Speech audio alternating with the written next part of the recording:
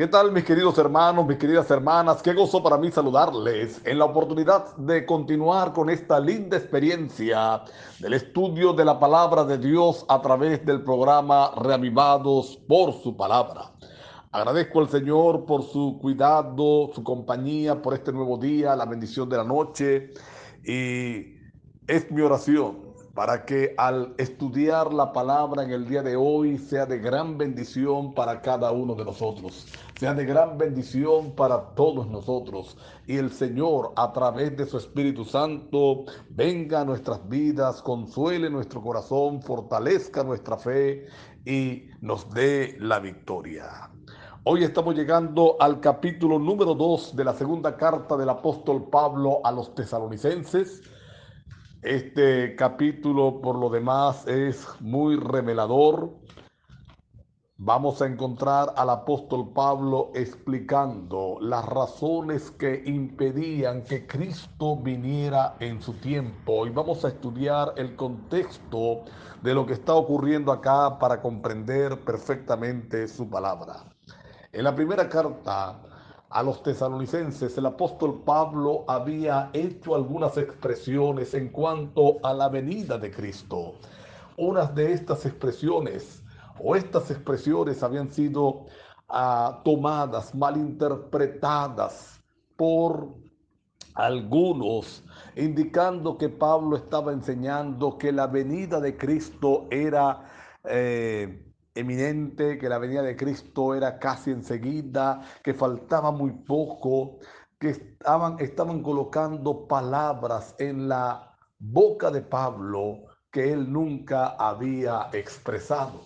Y esta falsa ilusión de que Cristo iba a venir en sus días estaba haciendo que la fe de muchos se ah, afianzara en esa creencia, y Pablo sabía que en consecuencia entonces la decepción era el resultado inmediato.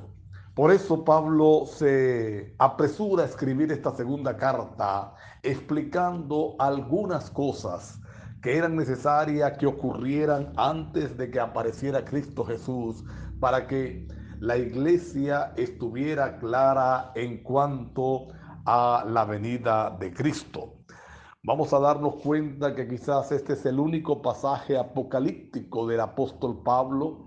Eh, y esto ha dado pie a que algunos comentadores, algunos eruditos estudiosos de la Biblia, de lo que conocemos como la alta crítica, eh, nieguen que el apóstol Pablo sea el autor de esta carta, puesto que en ninguna otra sección de Pablo él usa temas apocalípticos.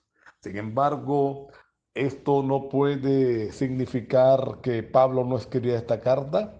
Pablo fue un hombre que fue beneficiado con muchas visiones de parte de Dios, un hombre que tiene una comunicación directa con el Señor, que Dios le expresó muchas verdades que quizás no todas Pablo las reveló o las escribió. Por ejemplo, no las dejó constancia por escrito, quizás en forma oral, donde predicaba, las utilizaba. Pero definitivamente esta carta es paulina, esta carta es del apóstol Pablo. Y Pablo va entonces a presentar el accionar del hombre de pecado que tendría que venir antes, o que tendría que aparecer y trabajar, actuar antes de que Cristo regresara a esta tierra. Comienza este capítulo diciendo: pero con respecto a la venida de nuestro Señor Jesucristo y a nuestra reunión con Él, os rogamos, hermanos, que no os dejéis mover fácilmente de vuestro mundo, de vuestro modo de pensar, ni os conturbéis, ni por espíritu, ni por palabra, ni por una carta, como si fuera nuestra, en el sentido de que el día del Señor está cerca. Aquí está el apóstol Pablo manifestando varias cosas que quiero desarrollar. En primer lugar, Pablo enfatiza que el propósito del regreso de Cristo es reunirnos con Él Cristo anhela vivir con nosotros por toda la eternidad. Pablo sabe que eso es así. Sin embargo, le dice a la iglesia, tengan cuidado por que no sean engañados, tengan cuidados de no crear falsas expectativas, tengan cuidado de no crear ilusiones que van a traer decepción. Y definitivamente esta lección, esta enseñanza es tan vigente hoy como lo era en el tiempo de Pablo. Realmente los cristianos, el mayor anhelo que tenemos o el mayor anhelo que debe estar en nuestro corazón es el que Cristo aparezca pronto, es el que Cristo regrese, que venga a esta tierra y establezca su reino para morar con Él por toda la eternidad. Pero tenemos que tener cuidado con aquellos predicadores imprudentes, con aquellos predicadores fanáticos que empiezan a colocar fecha, empiezan a dar lapsos, empiezan a colocar, sí, fechas es la palabra, que entonces cuando ellas se cumplen, vamos a darnos cuenta que lo que trae es decepción al pueblo de Dios. Si bien es verdad que anhelamos que Cristo venga, y si bien es verdad que ahora en este momento podemos decir, viendo el cuadro profético, que Cristo está cerca, no sabemos el día ni la hora, eso lo dice el mismo Señor. Por eso el énfasis de este capítulo de Pablo no es tanto la explicación escatológica, porque faltarían muchos detalles. Tenemos nosotros algunas lagunas en este momento porque Pablo hace referencia a lo que él ha enseñado en su visita, lo que él ha predicado, así que nosotros no tenemos el contenido de esa predicación, de esa enseñanza presencial que dio el apóstol Pablo allí en Tesalónica, pero el propósito principal de la carta del apóstol es no dejarnos mover de la fe, porque Pablo sabía que si insistían en esa enseñanza, a medida que el tiempo pasara iba a crear decepción. Así que una primera lección que tenemos en el día de hoy, mi hermano, mi hermana, es Cristo viene. ¿Cuándo viene? No lo sabemos, pero es seguro que viene. Podemos afirmar que viene. Vendrá en nuestros días, ojalá. Ese es el mayor anhelo, que venga en nuestros días. No viene en nuestros días, pues preparémonos porque va a venir. Nunca nos desviemos de nuestra fe, no perdamos nuestra confianza, como dice el apóstol Pablo, el mismo apóstol Pablo allí en Hebreos capítulo 10, verso 35, porque esa confianza tiene grande galardón, Cristo viene. Después, el apóstol Pablo entonces empieza a explicar que antes de que Cristo venga a esta tierra por segunda vez, va a estar la aparición del hombre de pecado.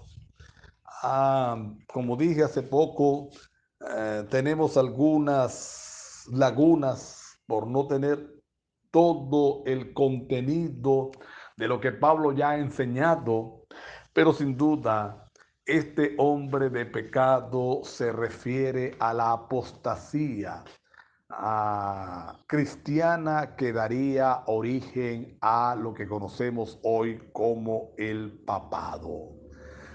Esa institución que pretendía ha pretendido y pretenderá colocarse en el lugar de Dios, haciéndose pasar por Dios, oponiéndose a todo lo que se llama Dios y culto, es decir, oponiéndose a las diferentes doctrinas bíblicas, estableciendo sus propias doctrinas, estableciendo sus costumbres como normas de vida cristiana y desechando entonces las verdades supremas de la palabra de Dios.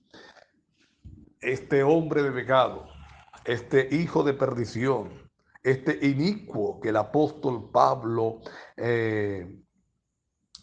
representa aquí o o nos explica aquí, nos lo dice acá, sin duda vamos a encontrar en el resto de la Escritura muchas lecciones para entender quién es, entender cuál era su propósito y su origen. Sin duda, ya en los tiempos del apóstol Pablo se estaba viendo esta inclinación de sustituir las verdades divinas por tradiciones humanas, de establecer representantes humanos en lugar del representante divino que era el Espíritu Santo. De hecho, el mismo apóstol Pablo, cuando se despide de los ancianos muchos años después, ya poco tiempo para ir a Jerusalén y saber que iba a morir, él explica que vendrían algunos que saldrían del propio pueblo de Dios, que harían entonces desviar a la iglesia, que le harían perder el rumbo, que le confundirían sin duda alguna. Así que Pablo tiene claro este mal que vendría a la iglesia. Tristemente, entonces lo vemos cumplir. Como dije hace ratico, no es el propósito de Pablo dar una cátedra escatológica, por eso muchos detalles quizás no están allí explicados. Alguien pudiera preguntar, bueno, ¿qué es lo que lo detiene? Algunos eruditos decían que el que detenía el poder en ese momento de ese anticristo era el Imperio Romano. Otros afirman que era el poder de Dios que estaba deteniendo su crecimiento, su impulso, hasta que la iglesia no estuviera más establecida y no se predicara más el Evangelio. Sin duda alguna, nosotros podemos estar claros de que la palabra se cumplió, la palabra profética es segura. Pablo también escribe con cierta prudencia, hay que entenderlo. Esa carta podía caer en manos enemigas y si caía en manos enemigas, pues ser transversada por completo. Pero el propósito de Pablo, repito, es preparar a la iglesia para que no se dejara confundir, pero para que afirmara su verdad en Cristo Jesús y en su venida. Hoy, mi hermano, mi hermana, nosotros tenemos que hacer lo mismo, afirmar nuestra seguridad en la venida de Cristo Jesús. Él viene, Él regresa, viene por ti, viene por mí. ¿Cuándo? No lo sabemos. Si alguien está diciendo que en el 2021, el 2022, que al 2030, no, esas predicaciones no son correctas.